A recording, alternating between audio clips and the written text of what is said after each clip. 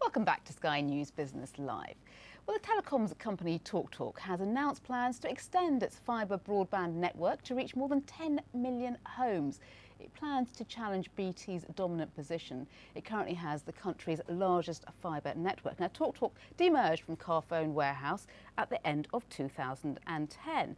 TalkTalk now also has 1 million pay TV subscribers. It added 687,000 subscribers in the year to March.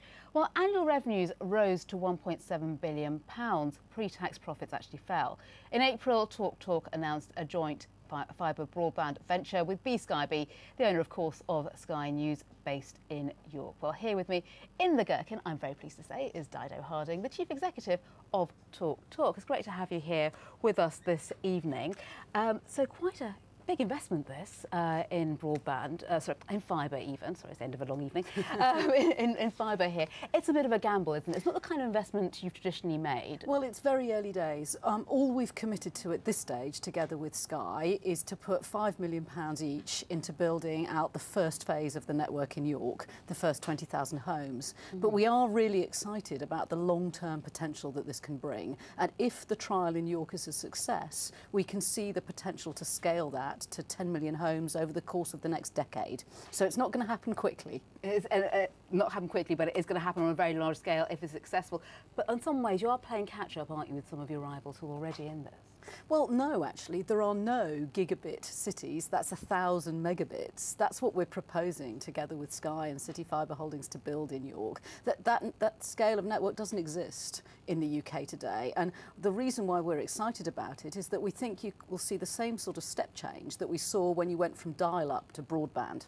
Whereas current, what's called fibre to the cabinet, up to 80 meg products, just the juice isn't worth the squeeze. They're not actually that much better than ordinary broadband. Yeah, earlier on this evening we were talking about the Internet of Things, and I'm guessing the more advanced we get with that, the more we're going to appreciate those kind of speeds. Now, looking at your pay TV business, it's been some very impressive growth there. But at the same time, how much further can you take this before you have to start thinking about providing your own content, for example? If you look at even Netflix are getting into the business. Well, we like to zig where the rest of the world zags. So we don't think you need to have expensive sports rights and content that you own yourself to have a thriving value for money pay TV business. We've added more TV customers than Sky, Virgin and BT all put together in the course of the last year. And that's because we're appealing to a very different type of customer. People who want a little bit more TV, not a lot more. And at the value end, there are many more households for us to focus on than our competitors are focusing on the premium end. And meanwhile, of course, the rest of the business is doing very well, as we saw out of those results. But when it comes to actually customer service, even though complaints have fallen, when you look at the Ofcom figures, you're still the most complained about landline provider, relatively speaking. Yes, you're right. And I say internally, this is not a crash diet, it is a new way of life. Every single day we need to make improvements to our customer service. The thing I can honestly say is that is happening. You know, week in, week out, we see fewer customers calling our contact centres and fewer customers complaining to Ofcom, but it's never going to be good enough, and I never want to think it is good enough. It could always be better tomorrow. And in the meanwhile, I know you've had a very busy day, of course, but your chairman, Charles Dunstan, has had an even busier day in some ways because of the announcement of this tie-up with Dixon's as well. He's still your chair as well. So are you concerned about the fact that perhaps his attention is going to become a bit diluted, he's going to be a bit distracted by this new venture? Well, I haven't seen him much over the last couple of days. There are plenty of CEOs that would always say that's not a problem. But Charles has been chairing the two businesses ever since we demerged. So no, I don't think it's going to affect his time. We're his two children, and I know he loves us both equally. So no sibling rivalry just as yet in that respect anyway. And elsewhere, I mean, this is, you know, an extraordinary time for a business like yours. On top of that, we've got this Scottish referendum coming up as well, and you do have operations in Scotland. How does that affect you?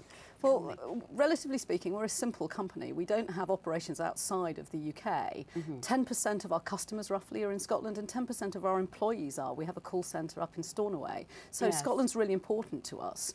You know, and in all honesty, a completely separate Scotland would be much more complicated for my business, but at the end of the day, my customers and my colleagues live and work there, so we will do whatever is appropriate based on what they decide. Yeah, if you say complicated, does that mean you might think about switching some of those operations to a company based in Scotland? No, just today, I don't operate any business in any country other than the UK. So if I was to operate in 2 countries, that will create some complexity.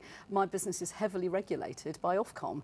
I presume an independent Scotland would have an independent telecoms regulator. That would double the complexity of my regulation. But in the end of the day, it's not my choice. You know, my customers and my colleagues in the business in Scotland will make that choice, and we will respect whatever they choose to do.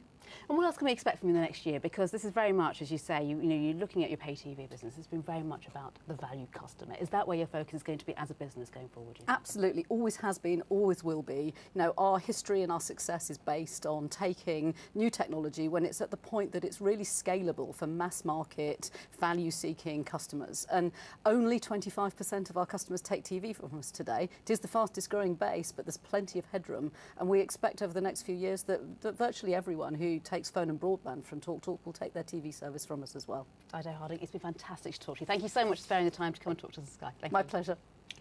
And that's almost all we've got time for this evening. But before I go, here's my number of the day. It's 500,000 shares. That's how many Christopher Bailey, Burberry's creative director, is receiving as a golden hello. Only he's not moving firms. He's simply taking on the CEO's role as well. That's on top of his salary, of course. But he'll also, on top of that, get a £440,000 allowance for clothes. Not bad. He has, we should, however, say, that he's indicated that he'll hand over a sizable chunk of that to charity. So good on him. We'll see you later on. We've been watching Sky News Business Live. Do stay with us for more.